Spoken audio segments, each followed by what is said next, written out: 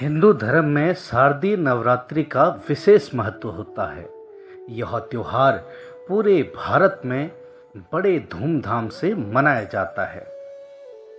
इस बार शारदीय नवरात्रि की शुरुआत 22 सितंबर से हुई है और इसका समापन 2 अक्टूबर दशहरे के साथ होगा। सादर प्रणाम मित्रों, हमारे चैनल में आपका स्वागत है। मैं हूं आपका मित्र कमल किशोर।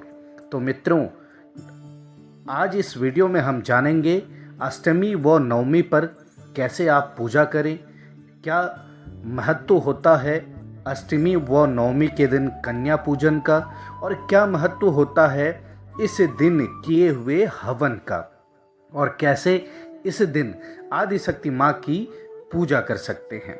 तो बिना किसी देरी के चलते हैं वीडियो की तरफ। अष्टमी और नवमी के दौरान भक्त माँ दुर्गा के 9 स्वरूपों की पूजा करते हैं और व्रत रखते हैं। वहीं नवरात्र के अंत में अष्टमी और नवमी तिथि का विशेष महत्व होता है। अष्टमी और नवमी तिथि पर कन्या पूजन और हवन करने की परंपरा है। धार्मिक मान्यताओं के अनुसार सही विधि से किए गए हवन से घर में सुख समृद्धि आती है और माँ दुर्गा प्रसन्न होकर अपने भक्तों पर कृपा बरसाती है। ऐसे में अष्टमी और नवमी पर हवन कैसे करें, किस सही विधि से आप हवन करें तथा कन्या पूजन करें। नवरात्रि के दौरान हवन करना बेहद शुभ माना जाता है। मान्यता है कि हवन की अग्नि माता रानी को प्रसन्न करती है और इससे साधक के जीवन में सकारात्मक ऊर्जा का संचार होता है। हवन से निकलने वाला धुआं नकारात्मक ऊर्जा को नष्ट करता है और वातावरण को शुद्ध करता है। यही कारण है कि नवरात्रि की अष्टमी और नवमी पर हवन करना बेहद लाभकारी माना जाता है। हवन के लिए कई प्रकार की सामग्रियां आवश्यकता होती है। इनमें सूखा नारियल, मुलेठी की जड़, कलावा, हवन कुंड, लाल कपड़ा, अश्वगंधा, ब्रह्मी, सूखी लकड़ी, चंदन की लकड़ी, बेल, नीम, पीपल का तना, आम की लकड़ी और गूलर की छाल शामिल हैं। इसके अलावा काले तिल, कपूर, चावल, गाय का घी, लौंग, लोबान, इलायची, गूगल, जौ और शक्कर का उपयोग भी आहुति देने में किया जाता है। अष्टमी और नवमी तिथि पर ब्रह्म मुहूर्त में उठकर सबसे पहले स्नान करना चाहिए और साफ वस्त्र पहनने चाहिए। इसके बाद हवन कुंड को साफ स्थान पर स्थापित करें और उस पर सात्विक बनाएं। देसी घी का दीपक जलाकर माँ दुर्गा के 9 रूपों का पूजन करें। हवन कुंड में आम की लकड़ी से अग्नि प्रज्वलित करें और फिर मंत्रों के साथ हवन सामग्री की आहुति दें। ओम ऐं ह्रीं क्लीं चामुंडाय विच्चे मंत्र का उच्चारण करते हुए घी, तिल, जौ, चावल, गूगल आदि को अग्नि में अर्पित करें। हवन के अंत में पूर्ण आहुति देकर माँ दुर्गा से सुख, शांति और समृद्धि की प्रार्थना करें। अष्टमी और नवमी पर हवन के नियम: हवन से पहले स्नान कर साफ कपड़े पहने। एक साफ स्थान पर हवन कुंड को पूर्व या उत्तर दिशा की ओर मुख करके रखें। सबसे पहले गणेश जी का ध्यान कर संकल्प लें। उसके बाद मंत्रों के साथ ओम ऐं ह्रीं क्लीं चामुंडाय विच्चे नमः स्वाहा बोलते हुए अग्नि में हवन सामग्री जैसे घी, तिल, जौ, गूगल, चावल, आम की लकड़ी आदि की आहुति दें। हवन करते समय इन मंत्रों के साथ दें आहुति।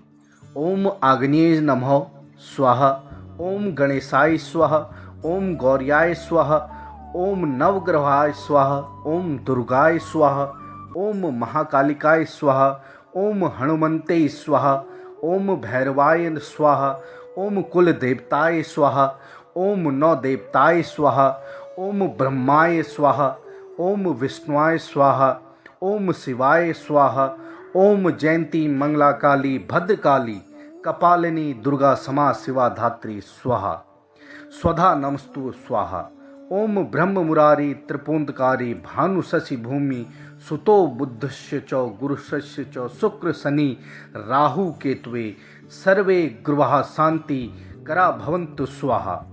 ओम गुरु ब्रह्मा गुरु विष्णु गुरुदेवो महेश्वर गुरु साक्षात पारब्रह्म तस्मै श्री गुरुमे नमः।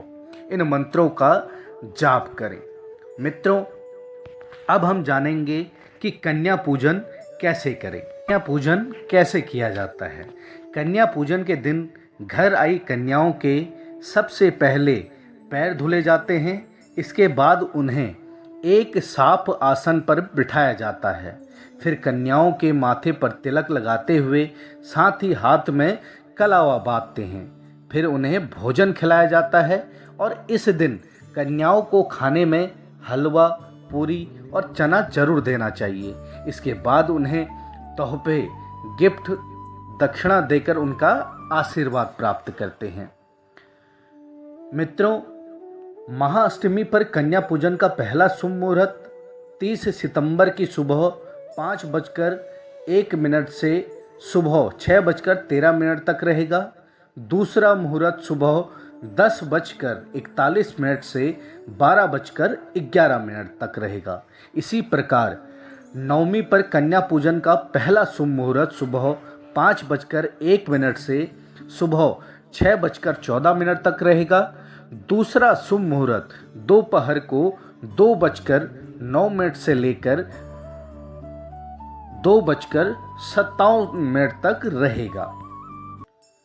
कन्या पूजन के लिए सबसे शुभ समय अभिजीत मुहूर्त माना जाता है।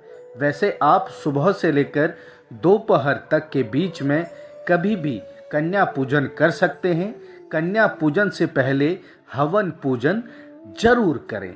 नवरात्रि में कन्या पूजन 30 सितंबर और 1 अक्टूबर दोनों दिन किया जाएगा। 30 सितंबर 2025 को अष्टमी कन्या पूजन रहेगा और 1 अक्टूबर 2025 को नवमी कन्या पूजन रहेगा। तो मित्रों, इस प्रकार अष्टमी और नवमी पर आप माता रानी की पूजा करें, कन्या पूजन करें। हवन कर आप अपने जीवन में सुख समृद्धि जरूर लाएं।